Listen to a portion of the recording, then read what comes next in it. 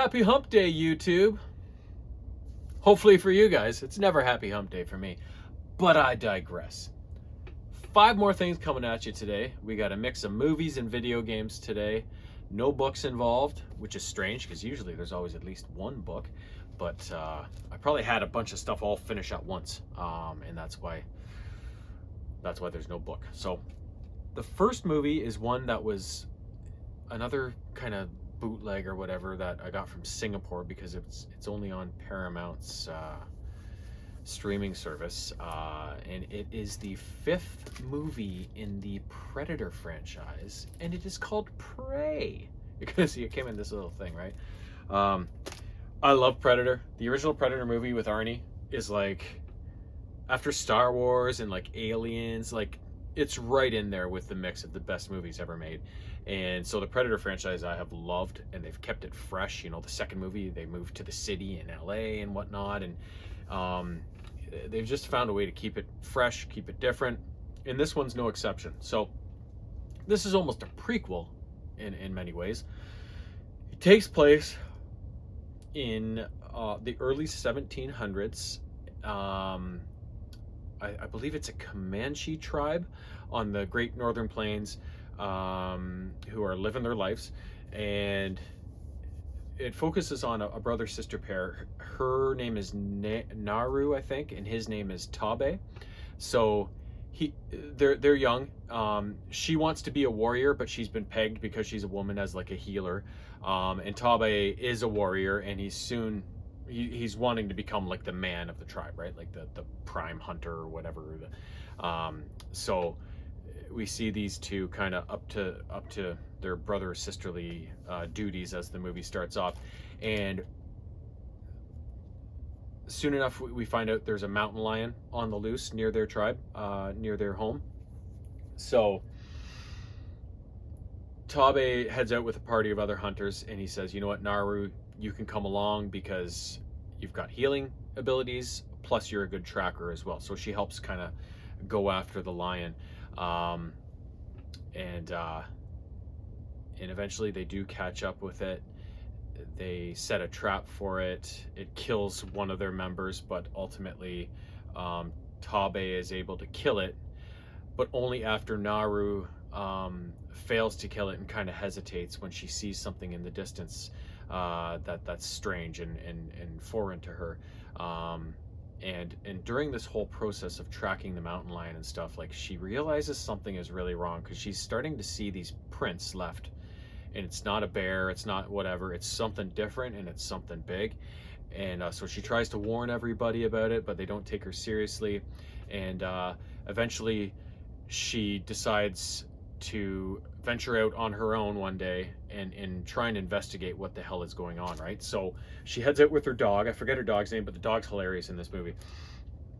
And they roam across the plains, and she tracks it. And eventually she gets caught in this bog, and she goes through all these kind of trials. And eventually she comes across a grizzly bear, tries to hide from it, but it gets wind of them and it starts coming after them. So her and her dog are trying to like run for their lives, hide, just get away from this bear. And eventually she kind of finds shelter within this kind of I don't know, it's almost like a little wooden, like all made of twigs and stuff like that, that she's able to hide under. And all of a sudden she sees the bear get distracted, almost like it's fighting its invisible shadow or something like that. And then as the fight drags on, she finds out it's this alien predator who he was in his stealth mode, right? So she couldn't see him, but then he gets damaged by the bear and it becomes visible, and she's like, what the fuck is happening, right? Like, what is this thing? So she ultimately gets back, tries to escape, but she gets her foot caught in one of those, like, you know, those steel traps that snap closed and trap the animal or whatever. And the predator actually catches up to her while she's trapped in this trap and deems her no threat, so he moves on. The trap was laid by these French guys that are new to the land and are obviously going to try and take over. And they take her back to their camp, and she finds Tabe there, captive as well. So eventually, the predator comes to the camp and starts laying waste to everybody, and they make their escape and actually engage the predator a little bit. Um, before they are able to escape. So ultimately, in the end, she has to do very much like Arnie did in the first one, kind of be like, okay, it's all coming down to a confrontation. How am I going to do this? How am I going to prepare? And she uses some knowledge that she came across in her trek to find the predator in the first place to her advantage when engaging with him in the final battle that just may save her bacon. So I'm not going to spoil it because it's a really cool ending. At least I thought. And I thought this movie was fantastic. Again, it's a real fresh take. You know, they go back to the 1700s with a Comanche tribe, and like they would have like, obviously there was no technology at all back then, so everything to them was like a sign from their gods or whatever, right? So when they see this spaceship roar overhead, and they had no idea what it was, right? They thought it was the Thunderbird or something like that, like a sign from a, you know, some sort of god or something like that. So such a cool and different take on it, right? And the girl that played Naru, I thought she did a really good job. She was really fantastic, and her combined with the fucking dog. I'm not really a dog guy. People go crazy when they hear that. Like, how can you not like fucking dogs? It's not like I don't like I dislike them, but I don't know, I'd rather have a cat. Right? I don't see the appeal of dogs, having to walk them all the time, pick up their shit, you know, whatever.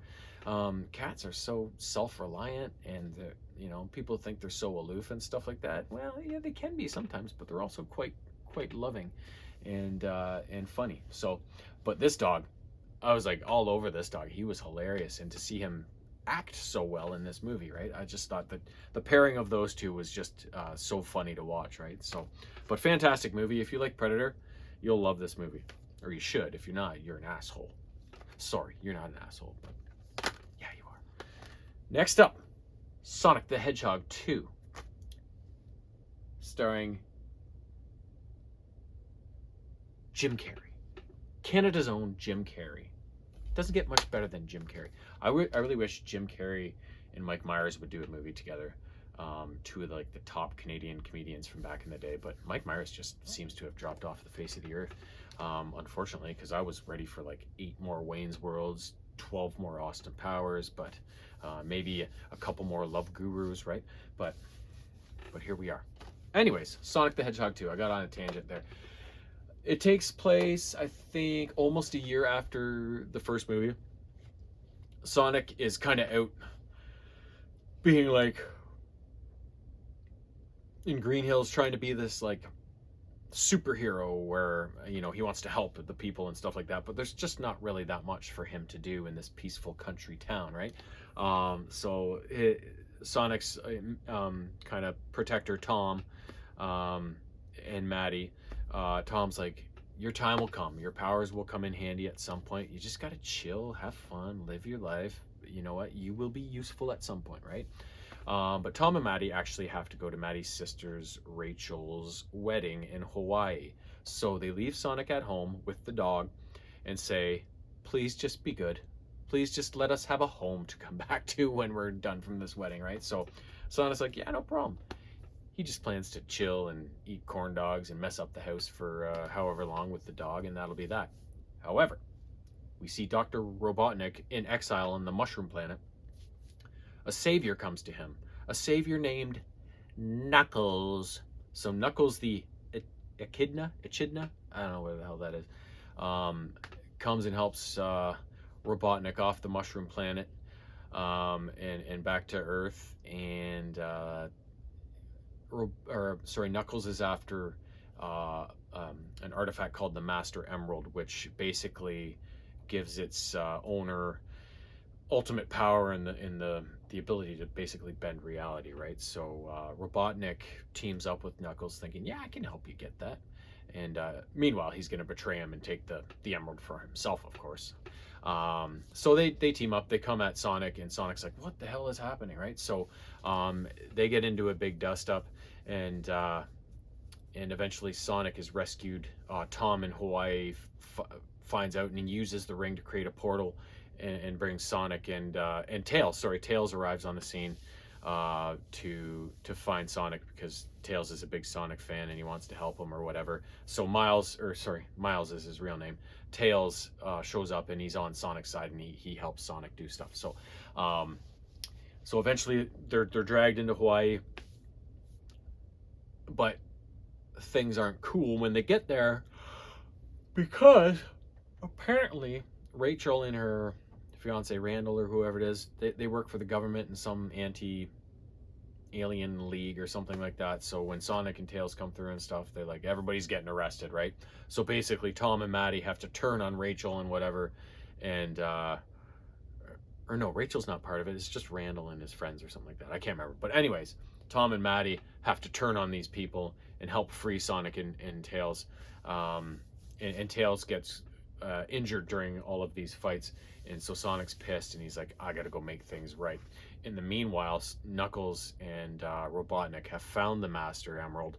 But during all the fighting, Knuckles has witnessed Dr. Robotnik's kind of nasty demeanor, especially the way he treats an injured enemy like Sonic when he's beating him and just has no respect or honor, right? So Knuckles is starting to think that maybe this guy isn't the best ally, right? And ultimately, Robotnik steals the Master Emerald from Knuckles, and he creates something pretty fantastic to come at Sonic with. I'm not going to spoil it, but it's pretty awesome. And of course, there's a final battle where Sonic has to engage Robotnik, as well as get the help of all of his friends and family to ultimately defeat this evil. So these Sonic movies are really good. They're nothing like mind-boggling, right? Like they're great effects, they're funny, they're good family kind of entertainment, right? Based on what was a pretty family-friendly video game from back in the day, right? It's just nice to see, like the Mario movie coming up, to see them bring such a cultural gaming icon to the big screen, right? Like it's just fun to have another outlet for Sonic, right? So I really enjoyed these two movies. So I'm sure there's lots of people who hate them because that's just what people do with movies of this type. But haters gonna hate, right? Next up, I had no idea this movie existed until, once again, I was on Amazon and something popped up and I said, what the hell is that? And this is what it was. Tammy and the T-Rex. This movie is from, those first two movies are both from 2022. This one's going back a ways to 1994. And it stars Denise Richards and Paul Walker. And Denise Richards stars as Tammy, a high school cheerleader type. Super hot, obviously. And Paul Walker stars as Michael, her new boyfriend. So he comes to watch her at cheerleader practice after his football practice, right? And afterwards, as they're talking and hanging out, Tammy's ex-boyfriend Billy, who's basically a psychopath that nobody really wants to do anything about, apparently, gets in a fight with Michael over Tammy, of course, and eventually the fight's broken up and Tammy's running away in tears and stuff like that.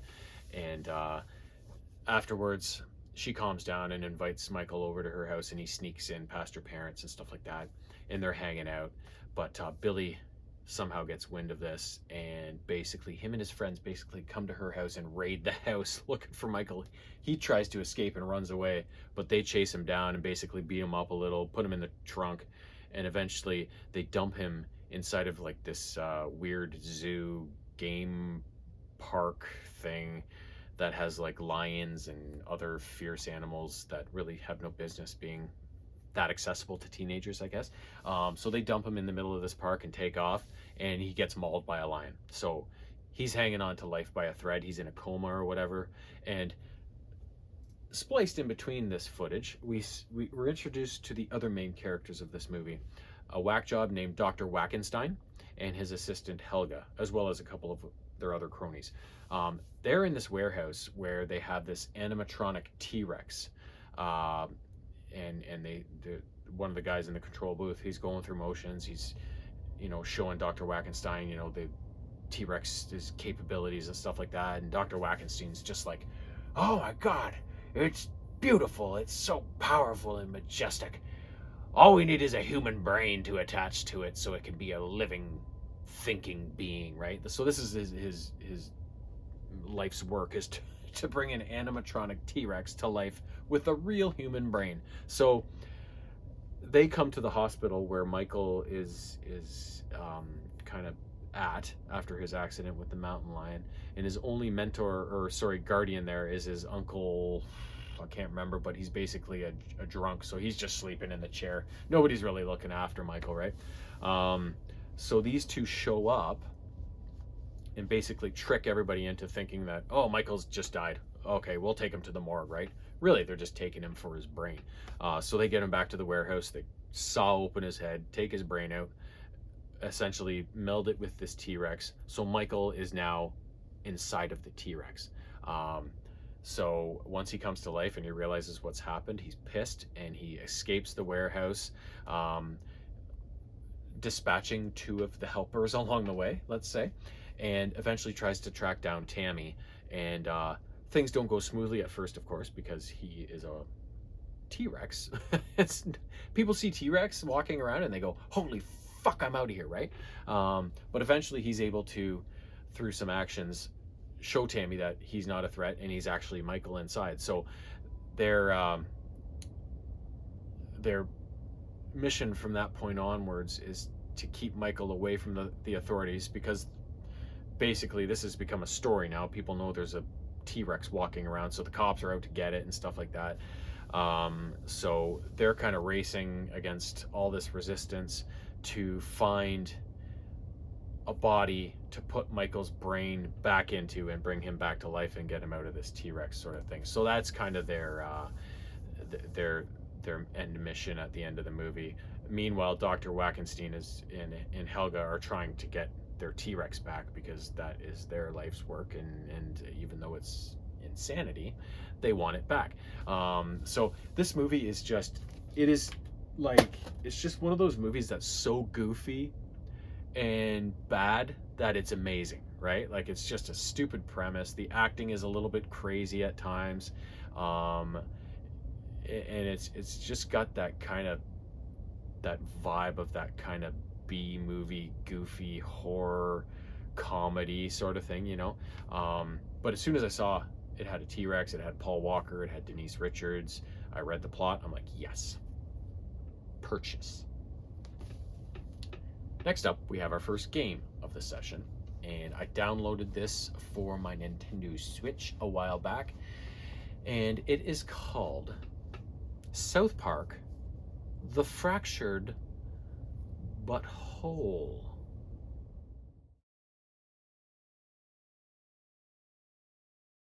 This game was released by Ubisoft in 2017 and is a direct follow-up to The Stick of Truth, which I played on the PS3 a couple years back, maybe. I think it was during COVID. So basically, you star again as the new kid, and after the events of the first movie, the South Park kids have become divided. They're all after, they want to find this missing cat and get this reward for $100 so they can start their own Netflix series sort of thing. And what they're going to start their Netflix series with and their franchise with is their own separate superhero teams. So Cartman is the leader of the Coon Pals. No, the Coon Friends, I think they're called. So he's like a raccoon, right? So they all have their little costumes. So I can't remember which kids are on which team, but I know Cartman leads the Coon Pals, because that's the team that the new kid gets drafted onto at the start of the game. And then the other team are the Freedom Pals, with a bunch of the other kids on it. So these two superhero teams are competing against each other to find this cat and whatever. But as they get the reward money at the $100, that's going to launch their franchises, right? So they end up trying to find this cat, and in the process got caught up in this big conspiracy that's going on in South Park.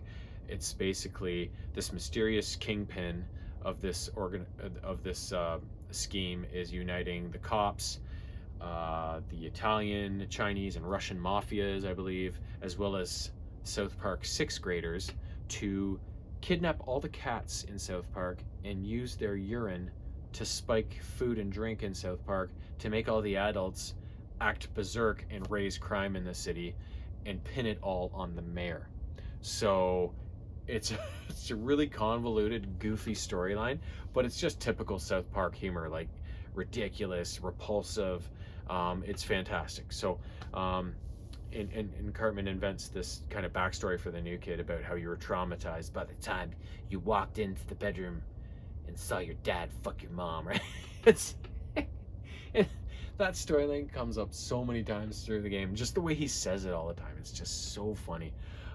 So events just spiral from there, and it's the same thing as Stick of Truth. You get all these different story quests as well as side quests along the way that you have to complete, and it earns you XP and everything, right? And all your items and your weapons and shit like that. And it's team-based fighting when you run into enemies, right? It's turn-based kind of fighting. And yeah, then you just, in the end, you uncover the conspiracy. The two teams might have to team up in the end to defeat the ultimate evil. But yeah, just a really fun game. I really enjoyed the Stick of Truth. I actually didn't like this game as much, and I don't know if that's because I played it mostly on the Switch in handheld mode for some reason, because I think people were watching TV a lot while I was playing it, and I was like, I didn't get a chance to actually play it on the TV screen in big mode. So I don't know if maybe I didn't enjoy it as much because of that, because I find I don't get as much enjoyment out of games on the Switch when I play them handheld versus on the screen. So that could have been had something to do with it, because basically, essentially, there's the exact same type of game, just with a different story, right? So so it's every bit as good as the Stick of Truth, just different. So I'm thinking maybe that was the reason. But either way, a really fun game. And if you love South Park, like, it's just playing the games is just like watching another episode, only you get to control them at points, right? So so yeah, if you like South Park, pick up both of those games, Stick of Truth and The Fractured But Whole. Last up, if you watch any of my gameplay footage, you'll know this one went on for a long time, and it is a fantastic game. Cyberpunk 2077. This game was released by CD Projekt Red, and it takes place in a kind of futuristic time in a place called Night City, which I think I read is in the state of North California. So it's almost like not post-apocalyptic, but bad things have happened. Corporations have taken over. People are able to get cybernetic implants physically on their body to make visual modifications, as well as chips in their head to enhance abilities and stuff like that. So you start out as this character named V, and you can either choose to be a guy or a girl. I chose a girl because you get to like dress them at the start so they can be naked, and I'm like, why would I want a naked dude when I could have a naked chick, right? So that was essentially my thinking. So the story is that you've come to Night City to start a new life. You're kind of like a mercenary, and you end up getting involved in this plot. You're hired by a fixer named Dexter Deshawn, who tasks you with infiltrating Arasaka Tower, which is like the biggest corporation in the world, Arasaka, and stealing some sort of chip. But during the process, you witness the assassination of the leader of Arasaka Corporation, Saburo Arasaka, by his son Yorinobu Arasaka. And during your escape after this assassination attempt, things don't go well. Your partner Jackie, he gets mortally wounded during it, eventually dies, and the chip you're trying to steal gets damaged, so V has to put it in her head, but it's damaged, so it causes some problems. So when you get back to report to Dexter what happened, he basically shoots V and then goes and dumps her in in a landfill basically. So right off the bat, like not far into the game, it's like, oh, I'm dead. Oh, what? But then you kind of reboot in the landfill. But what's happened is with the unstable chip in your head and getting dumped into this landfill, you've come out of it with the consciousness of another person kind of also riding along on the malfunctioning chip. And over time it's going to threaten to kind of like overcome your own personality, like the two people are melding. And the person that whose consciousness that is invaded V's consciousness is a guy named Johnny Silverhand. He was a rock star and eventually turned like terrorist when he himself tried to bomb Arasaka Tower back in the year 2023, I think it is. So this year, that should happen this year. So it's kind of like during the game, like Johnny shows up and talks to you and whatever. So basically the rest of the game is just V's quest to fix herself, find a way to get this consciousness out of her head and get this chip out of her head, because if it goes on too long, it's going to kill her. The game is very long, and it's one of those games. There's something I wanted to compare it to, but now I've forgotten. But basically, like, it's an open world. You're able to choose whatever missions you want to do that are available at any time. You know, ping them on your map and then drive there or whatever.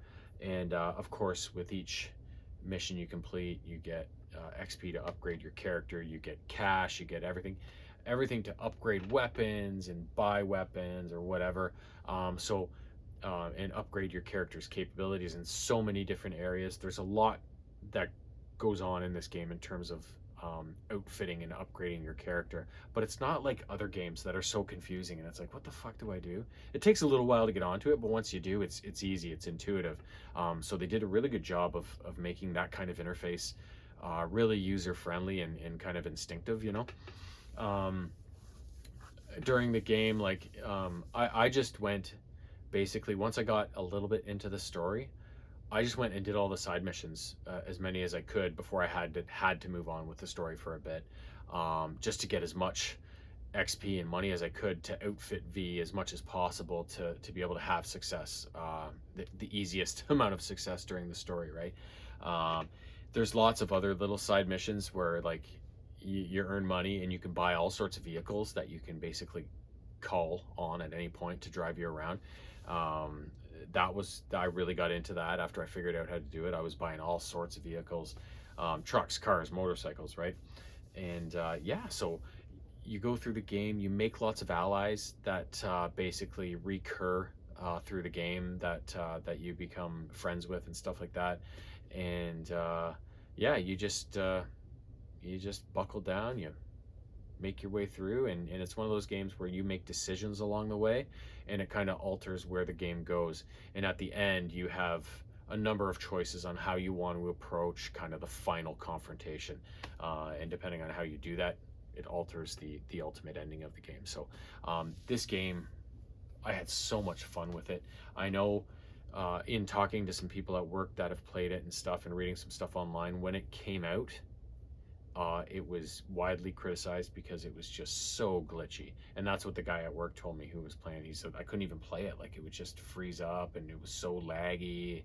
And I guess it was that way right from the get-go. So I didn't buy it till, like, this is a 2020 games, and I didn't buy it till, you know, I don't know, 6 months ago or whatever. Like, so they had lots of time to update and fix everything, right? So it still did get a bit laggy. Sometimes it wouldn't load, but for the most part it was okay, which is good because it's an amazing game. Like, it's so much fun and it's so cool. It's got such a cool look, all the different areas of the city, like different neon parts of it, and then desolate kind of desert part. Like, it's an expansive universe, this Night City, and you can basically go anywhere you want, do anything you want. It's very violent, the game. Like, you get to off a lot of people. I'm saying that like it's a good thing, but hey, video game violence is okay. Real life violence is not. Make the separation, Make the separation. Don't be an asshole, right? Like, just because kids play violent video games doesn't mean they should go out and be violent, right? Like, how do people like do that, right? I've never understood that. Like, violent TV shows and violent video games make people psychopaths. No, I think people have a natural tendency to be a psychopath if they're going to be a psychopath. Like, I watch lots of violent shit, and I'm one of the nicest people I know. Like, you know what I mean? So, poo. So, anyways, a fantastic game, Cyberpunk 2077, and if you're aware of the game, you probably know there's a certain fantastic actor tied in with the game that plays Johnny Silverhand. I won't say his name because if you haven't heard that and you haven't played the game and you want to be surprised, it's a pretty cool surprise.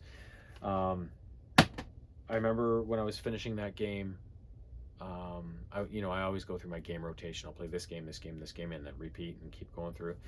As I got later into Cyberpunk and I was getting close to the end, I would play it multiple times in a row because it was just like, I couldn't stop. It was so fun, and I couldn't wait to see the ending and just to see everything finally come to fruition, all that hard work and stuff, right? Like, I just got really, really addicted to it, and there's a reason for that because the game's amazing. So if you'd heard lots of bad press about it and stuff, there was, but for now, everything seemed to be fixed when I was playing it. So if you want to take a chance on it at this point, now is the time. It's pretty cheap now too, I'm sure.